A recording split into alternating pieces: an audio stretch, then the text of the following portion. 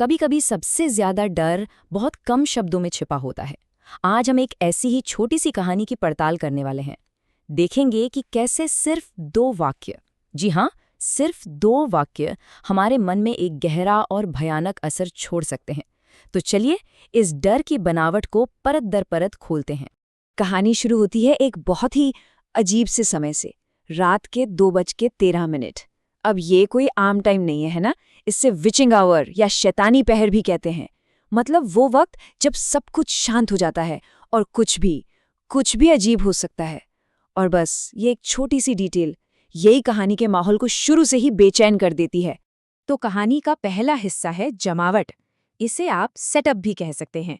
यहीं पर कहानी हमें एक बिल्कुल साधारण सी लगने वाली सिचुएशन में ले जाती है और अपने मेन कैरेक्टर से मिलवाती है। ये सीन बिल्कुल तूफान से पहले की शांति जैसा है। देखिए, रोहित एक आम सा लड़का अपने कमरे में अकेला है और फोन चला रहा है। मतलब एकदम नॉर्मल सिचुएशन है ना। कहानी में ये नॉर्मल माहौल बनाना बहुत जरूरी होता है। क्यों? ताकि जब कुछ अजीब हो तो उसका असर सीधा और जोरदार हो। और बस यहीं से कहानी का माहौल बदलना शुरू होता है। अब आता है दूसरा भाग, अनहोनी। इसे राइजिंग एक्शन भी कहते हैं, जहां टेंशन धीरे धीरे बढ़ना शुरू होता है।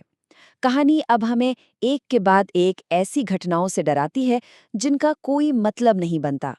और फिर सब कुछ बदल जाता है। यहीं पर असलियत में दरार पड़ती है। ये वो पहली घटना है जो कहानी के मेन कॉन्फ्लिक्ट और रहस्य को सामने लाती है। अब कुछ भी नॉर्मल नहीं रहा। अब देखिए, ये कहानी लिखने की एक बहुत ही चालाक तकनीक है। रोहित का दिमाग हम सब की तरह फौरन एक लॉजिकल वजह ढूंढता है, अरे हवा होगी। लेकिन कहानी तुरंत उस लॉजिक को खारिज कर देती है। खिड़की तो बंद थी। इससे एक बात पक्की हो जाती है, जो हो रहा है वो नॉर्मल नहीं है, वो सुपरनैचुरल है। और बस रोहित का डर और गहरा हो जाता है। यहाँ पर दोहराव की ताकत देखिए। दरवाज़ा खुलता है, रोहित उसे बंद करता है और सिर्फ 5 सेकंड बाद दरवाज़ा फिर से खुल जाता है। ये जो तेज़ी से चीज़ें बार बार हो रही हैं, ये रोहित के मन में एक बेबसी का एहसास पैदा करती हैं। उसे लगने लगता है कि उसका कोई कंट्रोल ही नहीं है, कि जो भी हो रहा है वो उसके बस के बिल्कुल बाहर है। तो रोहित बाहर झांकता है। घर में पूरा अंधेरा, कोई भी नहीं। और इसी पल में उसका अकेलापन और भी ज्यादा बढ़ जाता है। उसे ये एहसास होता है कि खतरा बाहर से नहीं आ रहा, नहीं, खतरा कहीं बहुत ज्यादा नजदीक है, शायद उसी के कमरे के अंदर। अब हम पहुंचते हैं कहानी के तीसरे और सबसे ज्यादा तनाव वाले हिस्से पर, आमना सामना, जिसे कहते हैं क्लाइमैक्स। ये वो पल है जहां रोहित आखिरकार उस डर की वजह से रूबरू होता है। एक पल के लिए यहां रुकते हैं। ये सवाल हवा में लटका हुआ है, ठीक रोहित के डर की तरह। आखिर कमरे में कौन था? कौन हो सकता है? और यही है कहानी का टर्निंग पॉइंट। सोचिए, जो डर अब तक सिर्फ महसूस हो रहा था, अनदेखा था, अब उसकी एक आवाज है। ये आवाज इस बात का पक्का सबूत है कि रोहित अकेला नहीं है और उस पर नजर रखी जा रही है। इस बात पर ध्यान दीजिए कि कैसे इस सबसे जरूरी मोड़ पर कहानी की रफ्तार एकदम धीमी हो जाती है। लेखक जानबूझकर ऐसा करता है, उस भयानक मंजर को सामने लाने से ठीक पहले, टेंशन को एकदम पीक पर ले जाने के लिए। और यहाँ उसका सामना होता है डर के सबसे पुराने और खतरनाक रूपों में से एक से, हम शक्ल, या जिसे डॉपलगैंगर कहते हैं। जरा सोचिए, खुद को ही एक मॉन्स्टर के रूप में देखने से ज्यादा खौफनाक और क्या हो सकता है।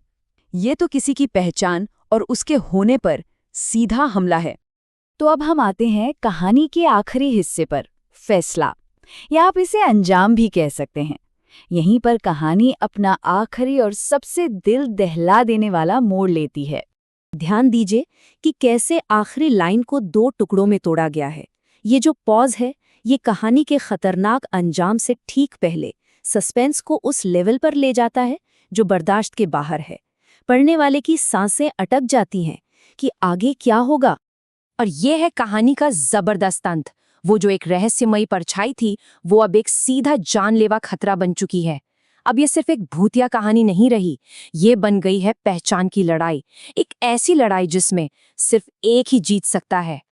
और आखिर में, बिना एक भी शब्द कहे, सिर्फ एक इमोजी, ये शैतानी इमोजी एक खौफनाक सिग्नेचर की तरह काम करता है, जो पढ़ने वालों के दिमाग में एक अजीब सा अनकहा डर छोड़ जाता है।